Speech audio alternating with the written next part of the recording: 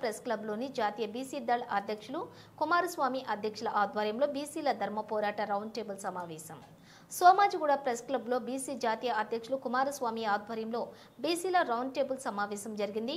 ముఖ్య అతిథులుగా మాజీ బీసీ కమిషన్ చైర్మన్ కృష్ణమోహన్ మరియు బీసీ ఐక్యవేదిక అధ్యక్షులు బేరి రామచంద్ర యాదవ్ మరియు అనేక మంది పెద్దలు, బీసీ నాయకులు, బీసీ కార్యకర్తలు, అభిమానులు 33 జిల్లాల నుండి రౌండ్ టేబుల్ సమావేశంలో పాల్గొనడం. బీసీ కమిషన్ మాజీ చైర్మన్ కృష్ణమోహన్ తన సందేశంలో బీసీలు ఏకం కావటం, పోరాటం చేసి బీసీలకు రాజ్యాధికారం సాధించడమే ముఖ్యం. 33 పేజీల 33 జిల్లాలటువంటి ప్రజలను ఏకం చేసి ఐకమత్యంతో ఉద్యమం ఉధృతంగా చేద్దామని పిలుపునిచ్చారు. ముఖ్య అతిథులుగా మాజీ బీసీ కమిషన్ చైర్మన్ కృష్ణమోహన్ మరియు బీసీ ఐక్యవేదిక అధ్యక్షులు బేరి రామచంద్ర యాదవ్ మరియు అనేక మంది పెద్దలు, బీసీ నాయకులు, బీసీ కార్యకర్తలు, అభిమానులు 33 జిల్లాల నుండి రౌండ్ టేబుల్ సమావేశంలో పాల్గొనడం జరిగింది.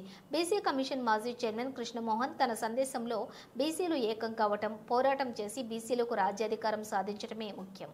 33 జిల్లాల ప్రజలను ఏకం చేసి ఐకమత్యంతో ఉద్యమం ఉధృతంగా చేద్దామని పిలుపునిచ్చారు.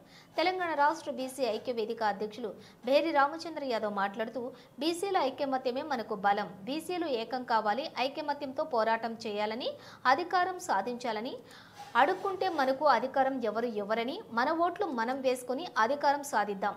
33 జిల్లాల్లో విస్తృతంగా బీసీ నాయకులు పర్యటించి అందరినీ ఏకం చేయడమే మన ధర్మ పోరాటం.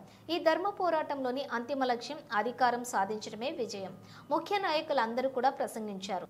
ఉద్యమమే ఏకైక మార్గం, బీసీలకు ఎమ్మెల్యే టికెట్లు ఇవ్వడమే ఘన కార్యం అవుతుంది. బీసీ నాయకులు ఎంతో కొంత ఎదిగినటువంటి ఆ నాయకులు కూడా అగ్రవర్ణాల చుట్టూ తిరుగుతూ పదవులకు డబ్బుల కోసం ఆశిస్తూ ఉన్నారు. మన నాయకులను మనం మలుపుకుందాం.